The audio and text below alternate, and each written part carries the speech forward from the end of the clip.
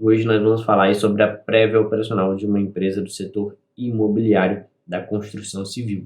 Nós vamos falar aí de MRV, que é uma empresa que vem aí, né, nos últimos dias movimentando o mercado, tendo uma baixa ali muito grande nesse início de ano, mesmo com uma prévia operacional relativamente positiva, a empresa mesmo assim teve desvalorização nas suas ações e a gente vai falar um pouquinho sobre isso. Mas antes da gente partir aqui para o nosso conteúdo, eu vou pedindo para você curtir, comentar e compartilhar esse vídeo. Se você ainda não é inscrito aqui no canal, está esperando o quê, meu amigo? Inscreva-se para você não perder nenhuma novidade aí do mercado financeiro. Lembrando também que esse conteúdo não se trata de recomendação de compra, venda ou manutenção dos ativos aqui apresentados, mas sim é de caráter educacional. Então, indo agora aqui para a tela do nosso computador, vamos falar um pouquinho aí sobre a MRV, né, que é uma empresa aí de construção civil, uma das maiores aí do nosso país, principalmente quando a gente fala ali, né, de construções do projeto Minha Casa Minha Vida, né, que é um projeto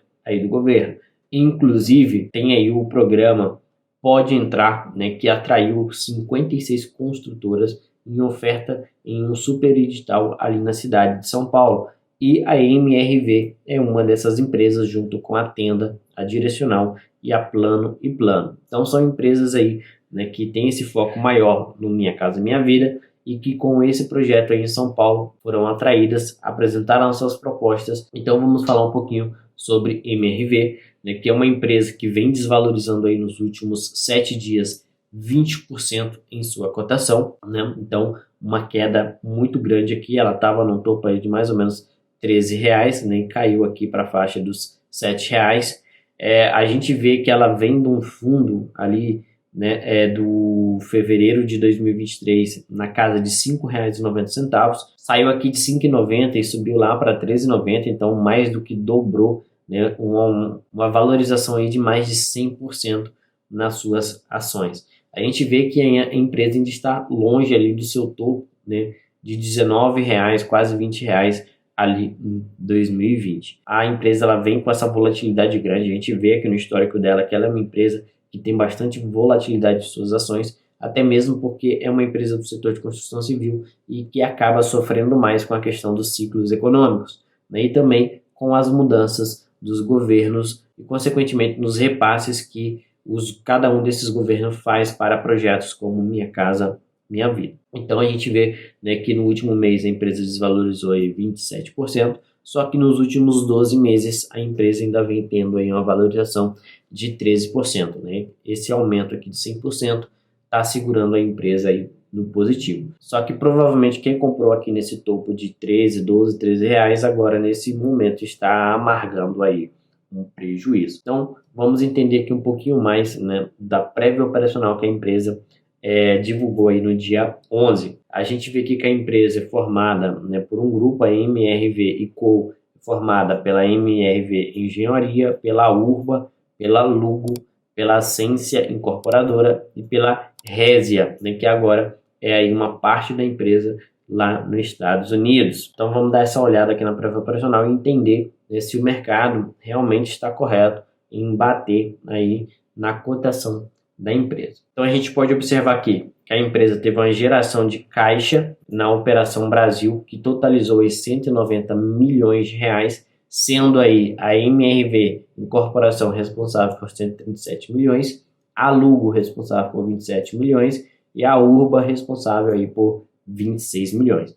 Então a gente vê que a empresa teve uma boa geração de caixa. A empresa também teve recorde, né, histórico nas vendas líquidas, que totalizou aqui, né, 2,3 bilhões de reais no quarto trimestre de 2023, representando aí um aumento de 55,8% em relação ao quarto trimestre de 2022 e 4,3% frente ao terceiro trimestre de 2023. Então, a empresa, né, chegou aí ao seu recorde histórico em vendas, né, totalizando aí esses 2,3 bilhões de reais em vendas. Também teve recorde histórico aí de vendas líquidas, né, nesse ano, totalizando 8,5 bilhões de reais aí em 2023, um aumento de 45% frente aí a 2022. Por ser uma empresa que trabalha principalmente, né, ali com os projetos Minha Casa Minha Vida, a empresa ainda assim teve aqui um aumento no seu ticket médio,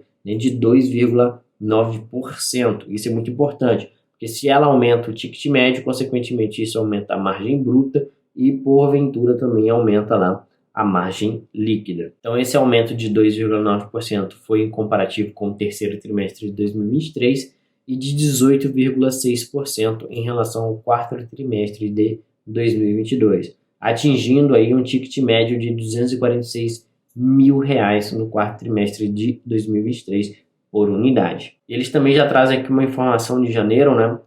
Que em janeiro aí eles alcançaram a marca de 500 mil unidades entregues na história da empresa, né? Então, durante toda a história da MRV, eles já entregaram aqui mais de 500 mil unidades, 500 mil casas, apartamentos, moradias. A gente vê aqui que as vendas líquidas de incorporação estão tendo um crescimento muito bom desde 2021, né? 2023 em relação a 2021, um crescimento de 40%. As vendas líquidas, né, também estão com um crescimento muito interessante ao longo dos trimestres, ao longo do tempo. Então a gente vê que em relação ao quarto trimestre de 2022, um crescimento de 55%.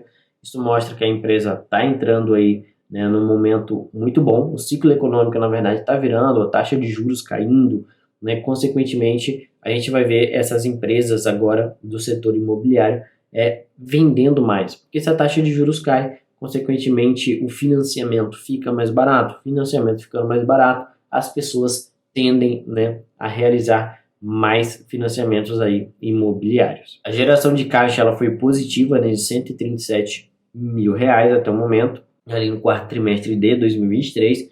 A gente precisa esperar, né, sair o resultado da empresa, né, consolidado, para a gente realmente entender se a empresa teve lucro líquido ou não, mas aparentemente eles geraram aqui um caixa positivo. No primeiro trimestre de 2023, essa geração de caixa foi negativa de 121 milhões, no segundo trimestre de 2023 foi negativo de 80 milhões e no terceiro trimestre de 2023 foi negativo de 131 milhões. A empresa ela vem aí, né, num período de prejuízo, a gente vai ver isso daqui a pouco lá no site Análise de Ações. Uma venda aí no ano totalizando 8,5 bilhões de reais. Aí aqui embaixo, né, eles falam sobre a Resia, que no quarto trimestre de 2023 concluiu a venda do empreendimento Biscayne Drive, né, na Flórida, nos Estados Unidos, pelo valor de 55 milhões de reais. A venda foi concluída em um momento de grande incerteza em relação ao cenário de juros dos Estados Unidos. Então, como a Resia atua lá nos Estados Unidos, eles acabam ficando mais suscetíveis a essa questão da variação, né, na taxa de juros americana. Algo interessante que foi feito aqui, que é o quê? Eles fizeram a venda do Biscayne Drive, né, e a Resia ele deu início no quarto trimestre ao processo de estabilização do empreendimento Old Cutler, né, localizado na Flórida, que atingiu 25% de locação já no primeiro trimestre de operação. Então, esse edifício Old deles aqui, né, tá com 25% já, né, locado, alugado. Isso aqui é muito importante e acaba ali gerando uma renda recorrente para a instituição. Então eles falam aqui também sobre as vendas que a Luco realizou, e aqui embaixo eles trazem os dados aí consolidados para a gente do operacional deles. A gente vê que o valor geral de vendas que eles têm hoje em Land Bank, né, que é o quê? É o banco de terrenos ou de imóveis que eles têm, de 47,9 bilhões de reais. Então, assim, o Land Bank da empresa é gigantesco e isso é muito importante, né? Porque também mostra para a gente que a empresa tem um valor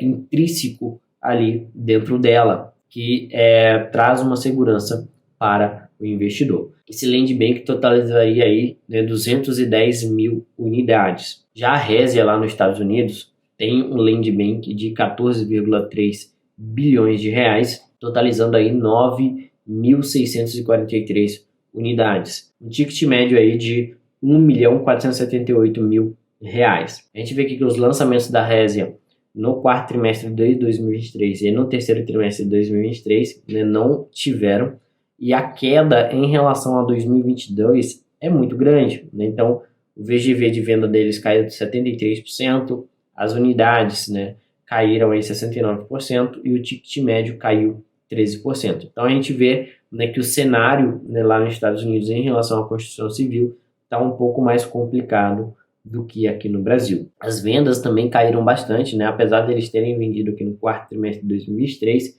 no terceiro trimestre eles não realizaram vendas, mas as quedas aqui ano contra ano em relação a 2022, a gente vê aqui uma queda no VGV total de 65,3% e de 61% na quantidade de unidades, e o ticket médio também caiu aí 11%. O legal aqui, né, é que eles estão conseguindo alugar, né, novas unidades aí. Então, só no quarto trimestre de 2023 eles alugaram um total de 180 unidades. Né? No terceiro trimestre de 2023, 276 unidades. No ano de 2023, eles conseguiram alocar no total de 732 unidades, né, contra 591 unidades de 2022, representando aí um crescimento de 23,8%. Então, lá fora, né, locar está, né, sendo muito mais vantajoso para a empresa do que realizar as vendas, né, já que como a taxa de juros lá está alta, a quantidade de financiamento está diminuindo. A geração de caixa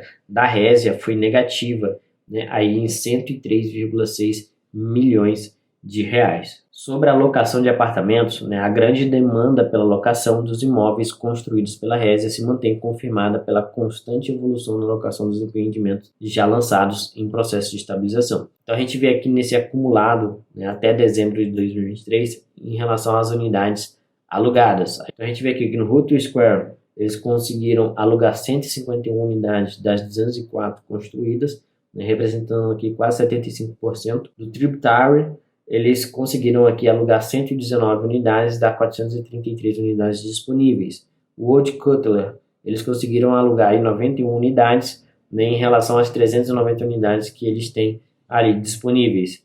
E o Dallas West, eles conseguiram alugar 69 unidades em relação às 336 unidades disponíveis. Então a gente vê aqui que em relação a alocar, né, as unidades disponíveis para alocação, eles estão conseguindo melhorar os números. Mas em relação às vendas, a Resia está, né, tendo aí uma piora muito grande em seus números. Então eles falam aqui, ó, que foi concluída a venda do empreendimento Biscayne Drive, né, localizado na Flórida, nos Estados Unidos, pelo valor geral de vendas, né, VGV, de 55,2 milhões de dólares, representando um lucro bruto de 7,2 milhões, com cap rate, né, de 6% e yield on cost de 6,9%, né, como segue. A gente vê aqui que o valor da venda foi 55 milhões, o custo do empreendimento foi de 48 milhões, o resultado bruto, né, foi aí de 7 milhões de dólares, uma margem bruta de 13%. Algo curioso aqui nessa transação é que eles fizeram a venda da propriedade